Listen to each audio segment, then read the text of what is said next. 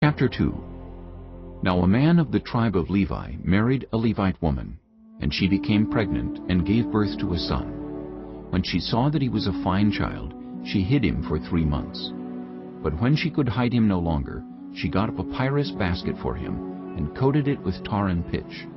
Then she placed the child in it and put it among the reeds along the bank of the Nile.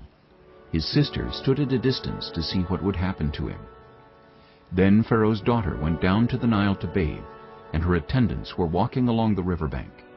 She saw the basket among the reeds and sent her female slave to get it. She opened it and saw the baby. He was crying, and she felt sorry for him. "This is one of the Hebrew babies," she said. Then his sister asked Pharaoh's daughter, "Shall I go and get one of the Hebrew women to nurse the baby for you?" "Yes, go," she answered. So the girl went and got the baby's mother.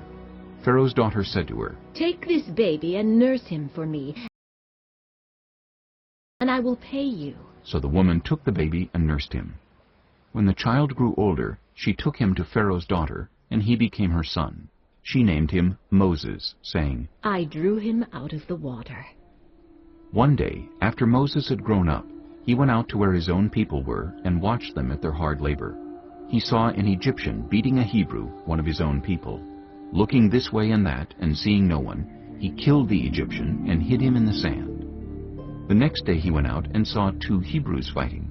He asked the one in the wrong, "Why are you hitting your fellow Hebrew?" The man said, "Who made you ruler and judge over us?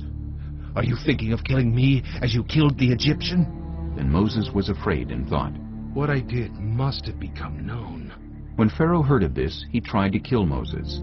But Moses fled from Pharaoh and went to live in Midian, where he sat down by a well.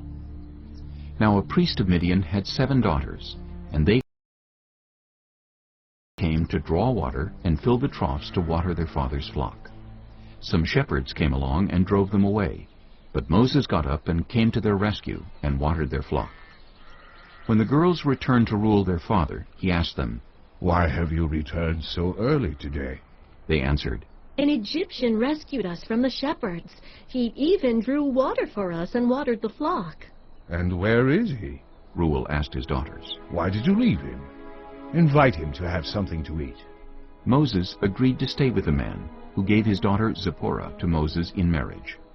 Zipporah gave birth to a son, and Moses named him Gershom, saying, "I have become a foreigner in a foreign land." During that long period, the king of Egypt died. The Israelites groaned in their slavery and cried out, and their cry for help because of their slavery went up to God. God heard their groaning, and he remembered his covenant with Abraham, with Isaac, and with Jacob. So God looked on the Israelites and was concerned about them.